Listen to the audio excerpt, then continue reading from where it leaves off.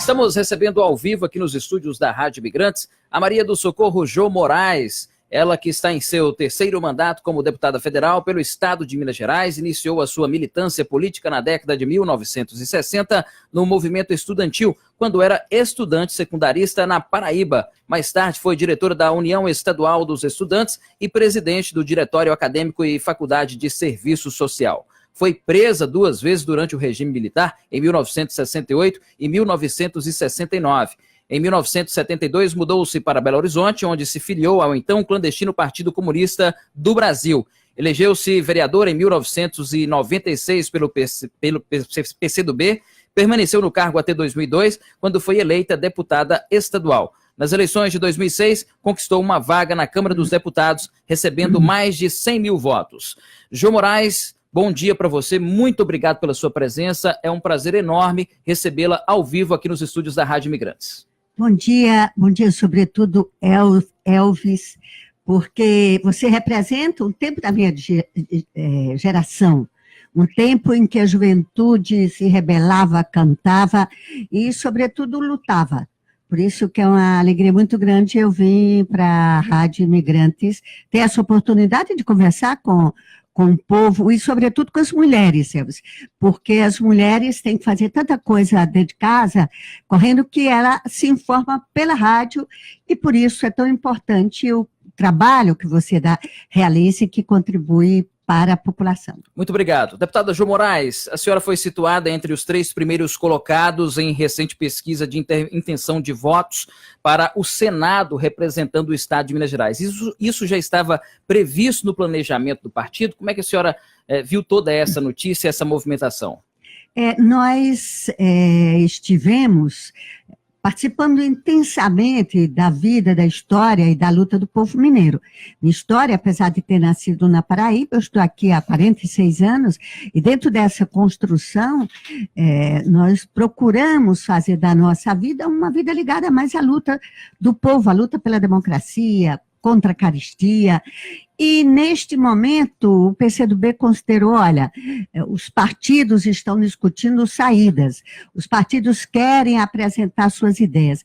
E o PCdoB, o Partido Comunista do Brasil, que sempre na sua história fez muita aliança política com o Partido dos Trabalhadores, disse que, olha, chegou a hora para a gente dizer para o povo brasileiro o que a gente quer, como é que desenvolve esse país, como é que gera emprego, como é que a gente pega crédito para que o pequeno empresário, para que o pequeno agricultor, para que as mulheres empreendedoras possam ter alternativas.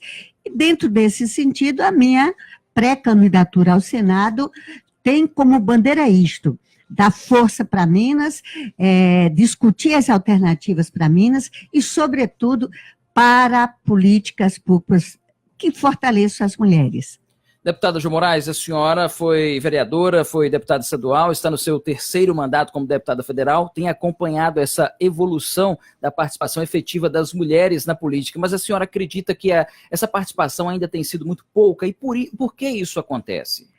Olha, Elvis, as mulheres, elas praticamente fazem a metade do Brasil acontecer.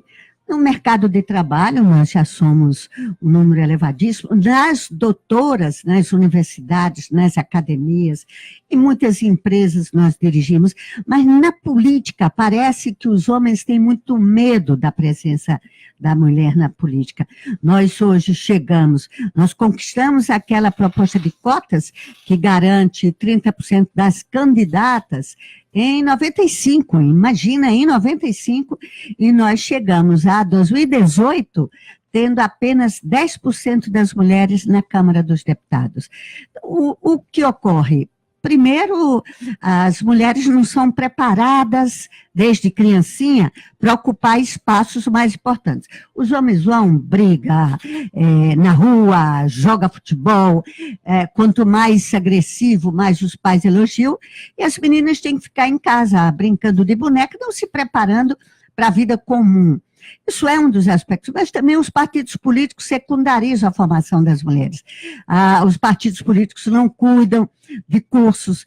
E tem um terceiro aspecto, que é o mais complicado. Onde é que as mulheres deixam seus filhos para participar das reuniões de partido político? Muitas vezes é à noite, as convenções são durante o dia, e não existe nas convenções, a não ser excepcionalmente, meu partido, o PCdoB, cuida das convenções, não existe espaço para as crianças.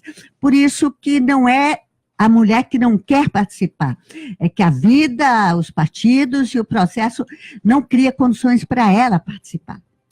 Apesar dos índices alarmantes sobre a violência contra a mulher, nós notamos que o assunto não é tratado com efetividade no âmbito escolar. O que a senhora pretende fazer para mudar isso? Olha, nós temos um projeto, eu apresentei um projeto em que inclui no Plano Nacional de Educação um dos princípios que é orientar a criança na escola para o debate sobre o papel da mulher e a valorização da mulher. Isso incluindo o esforço, o respeito, mas, sobretudo, o combate a qualquer tipo de preconceito, e, no caso específico, o que alimenta a violência é o preconceito de achar que a mulher é uma propriedade do homem e que tem que bater. São cenas... Elvis, eu fui presidente da comissão parlamentar mista de inquérito lá no Congresso Nacional. Andei esse Brasil, visitei 16 estados. É dramático você ver a repetição de situações como nós tivemos em Alagoas, estivemos recentemente em Santa Luzia, aqui em Minas, o fato do marido assassinar a mulher e depois se suicidar. A irracionalidade da violência contra a mulher é tanta que nós chegamos a esse ponto recentemente na Grande BH também, de que o cara matou a mulher e o filho. Então, há uma preocupação de envolver, e eu acho que isso que você coloca é fundamental, pautar nas escolas onde os meninos constroem seu pensamento primeiro, é na primeira infância que ele constrói valores, a ideia de que não há a mínima racionalidade à violência que é desenvolvida contra as mulheres, sobretudo as mulheres que os homens acham que são donos. Muito bem, são 7h39, estamos ao vivo pela Rádio Imigrantes, eu sou Elvis Passos, é um prazer estar em sua companhia. Hoje nós temos a grata satisfação de receber a deputada federal Jo Moraes, ela que é pré-candidata ao Senado representando o estado de Minas Gerais. Falando em Senado, deputada, a última vez que o Senado Federal teve a força de uma mulher mineira foi em 1990 com a senadora Júnia Marise, depois nunca mais nós tivemos uma representante mulher. A senhora acredita que está na hora da mulher retornar ao Senado representando Minas depois de tantos anos? Eu acho que está na hora de Minas voltar ao cenário político do país, retomar a força que historicamente sempre teve. Minas Gerais tem um papel eu diria, desde a Revolução de 30, desde a Revolução Constitucionalista, passando por momentos, inclusive, do período do qual foi perseguida a ditadura, que nós tínhamos mineiros, lembrando do papel democrático que nosso querido Tancredo Neves realizou. As mulheres têm que retomar esse caminho, porque eu não acredito mais, não existe lideranças masculinas que possam ir para o Senado para brigar. Eu diria literalmente, defender Minas, defender a economia mineira, valorizar os incentivos que sempre os governos federais deram para Minas, vai depender muito da presença de uma mulher. Por isso que o meu partido apresenta essa candidatura. Acho que está na hora. Minas Gerais, você citou aí, a ex-senadora Júnia Marise foi uma figura que teve uma trajetória muito decisiva, inclusive durante o seu mandato, com o qual eu me espelho e respeito muito. Por isso que eu acho que está na hora São 2 votos, é bom lembrar. Neste momento... Nós teremos 2 vagas nessas eleições. Exatamente, o mais certo é isso. São 2 vagas nestas eleições para o Senado Federal, que representa você poder dar 2 votos. Ou seja, a pessoa vai ter que votar 2 vezes para o Senado. Vai votar 2 vezes, sob pena de deixar de contribuir na sua escolha. Por isso que nós estamos andando por Minas Gerais, conhecendo as propostas. E lhe digo, Wesley, que ontem, Elvis Passos, eu lhe digo que ontem eu estive com um conjunto de mulheres, uma reunião aqui em Teoflotone, onde a gente está discutindo a criação da União Brasileira de Mulheres de Teoflotone. E eles fizeram as observações, porque a gente tem que aprender com todo mundo, de 2 coisas. Não se pauta o assunto da mulher em todos os lugares. É preciso que, se você vai para uma atividade esportiva, como é que se adequa a presença da mulher? Se você vai conduzir uma rádio, como é que na programação, na grade de coisa, entra a demanda da mulher, as preocupações? E o segundo aspecto que eu achei muito interessante que eles propuseram foi: tem que ter um espaço onde a mulher possa falar dos seus problemas. Qualquer lugar, palestra, ela recebe palestra, mas não existe um espaço em que a mulher possa dizer: olha, eu enfrento isso, eu preciso de que vocês me ajudem nessa dimensão. Por isso, nós estamos nesse processo, mais do que uma pré-campanha, sobretudo, aprender, sentir o que as mulheres querem. Só uma observação, que na entrevista anterior, se falou em segurança pública, uma das pessoas presentes levantou: olha, ela trabalha no sistema prisional.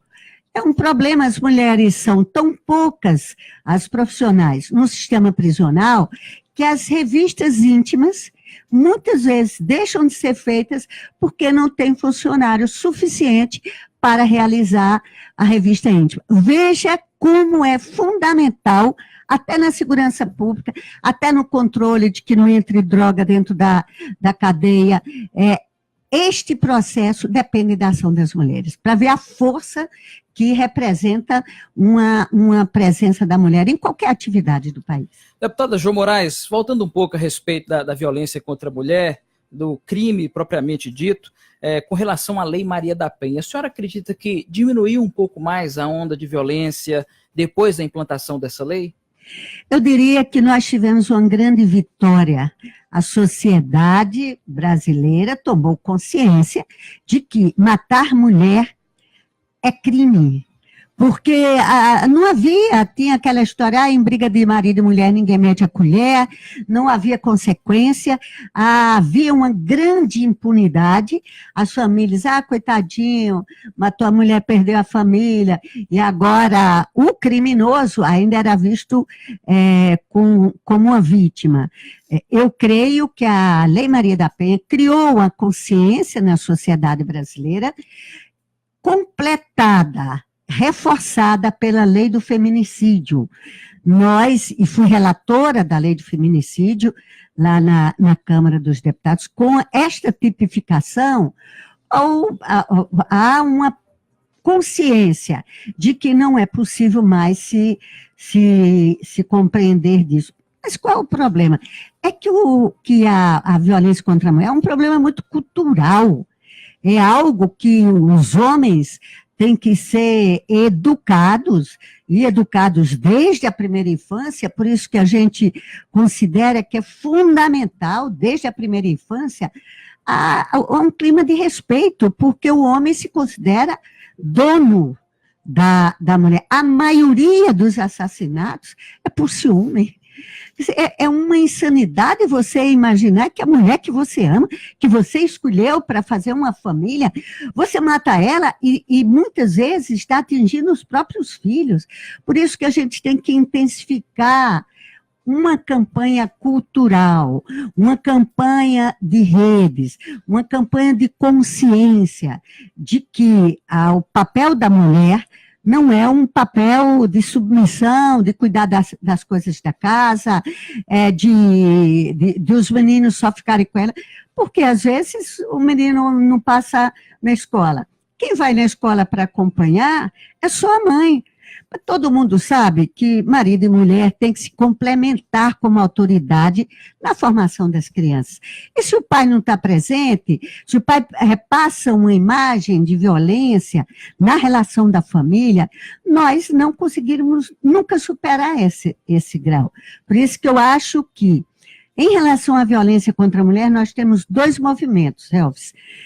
Um movimento de punição, e esse a Lei Maria da Penha trouxe muito bem, acrescentando um dado: os criminosos têm que ser reeducados. Eu defendo programas de reeducação para os criminosos, então, um movimento de punição e um movimento de prevenção. Esse se dá nos bancos das escolas, no seio das famílias, nas campanhas de ruas, para valorizar e impedir que cresça tanto essa violência contra a mulher. Muito bem, 7h47, participação da deputada federal Jo Moraes no estúdio ao vivo aqui da Rádio Imigrantes FM, ela que é pré-candidata ao Senado aqui por Minas Gerais. Deputada, no âmbito do desenvolvimento de Minas, a senhora defende projetos regionalizados. Que tipos de projetos são esses e o porquê dessa regionalização? Em primeiro lugar, é bom a gente saber que o país está vivendo uma crise econômica gravíssima. E o governo Temer, que assume após um golpe, ele não estimulou aqueles mecanismos que os estados têm para ajudar o povo a sobreviver. Já houve tempo em nosso país que havia frentes de trabalho aqui mesmo, no governo Hélio Garcia, logo depois da saída do governador Tancredo Neves. Há uma crise, você cria frentes de trabalho nas estradas, na agricultura. Então, era preciso responder. Hoje, o governo Temer, a única coisa que sabe é dar espaços para os grandes grupos econômicos internacionais, vender a hidrelétricas da CEMIG, querer vender o setor elétrico do país. Então, dentro disso, a gente tem que enfrentar os problemas com o que a gente tem. O governador Pimentel enfrentou uma crise gravíssima financeira, fruto de uma precarização do Estado, de despesas, de uma herança que está séria. A experiência que o governo Pimentel teve através do secretário de Fóruns Regionais, o secretário Adson Ribeiro, que deve estar hoje na cidade, propôs algo que fosse: vamos criar os arranjos produtivos locais com base na vida e na experiência de cada núcleo regional. O mesmo tratamento do sul de Minas não pode ser aqui do Vale do Jequitinhonha e Mucuri? Você foi preciso. O sul de Minas, eu estive lá, está um grau de desenvolvimento tecnológico grande, tem um estímulo das cidades circunvizinhas de São Paulo, que tem uma economia avançada. O sul de Minas tem um desenvolvimento tecnológico, indústrias avançadas, e o Jequi enfrenta essa solidão de recursos, de investimentos. Então, quando ele pensava, olha, vamos fazer o fórum, os arranjos produtivos locais de biscoito de São Tiago. Então, o governo toma iniciativas, cria uma burocracia mais facilitada, porque eu fico impressionada como o Estado brasileiro atrapalha o empreendedor, para, em vez de ter rapidez na tramitação dos papéis, dos projetos, para que as empresas possam trabalhar com tranquilidade, é que se atrapalha muito. Ele levantava, lá em Conselheiro Lafayette, arranjo produtivo local dos equídeos, os cavalos e mulas. Então, ali você criou uma possibilidade, ali tem criadores de cavalos e mulas, e você pegou o governo e criou mecanismos para facilitar. Essas propostas de regionalizar o desenvolvimento são um grande desafio que o futuro nos trará, e eu acho que o Senado pode ajudar recolhendo recursos. Deputada, só para a gente finalizar, estamos com o tempo quase estourado aqui no Repórter da 100. A senhora acredita que o país está passando por uma instabilidade institucional? Olha, grave institucionalidade institucional. Grave crise, grave instabilidade institucional. Elvis, eu fui presidente da Comissão de Relações Exteriores e Defesa Nacional. Recebi 90 embaixadores, delegações de todos os lugares. E havia, no período de Lula e Dilma, um certo encantamento com a situação do Brasil, democrática e de desenvolvimento.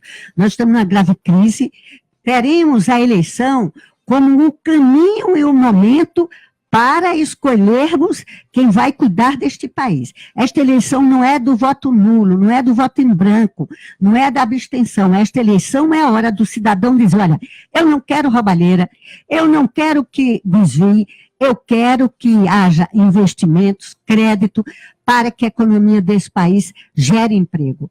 Por isso que está na hora do cidadão e da cidadã votar para dizer, olha, eu não quero isso, quero um futuro melhor para o país. Deputada Jo Moraes, eu queria agradecer de coração a presença da senhora aqui nos nossos estúdios, dizer que é um prazer imensurável recebê-la e conhecê-la pessoalmente, nós que já acompanhamos a sua trajetória de luta há muitos anos, e a gente fica muito satisfeito com a sua presença. A senhora pode ficar à vontade para suas considerações finais, por favor.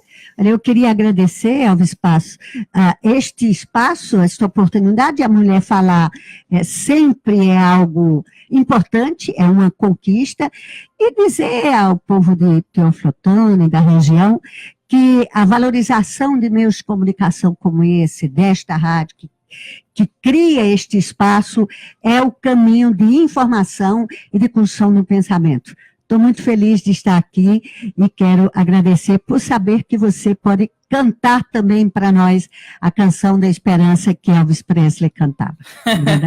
De cantor nós só temos o nome mesmo, né? Muito obrigado também, presente aqui o secretário de Esporte John Sleno, aqui nos estúdios da rádio.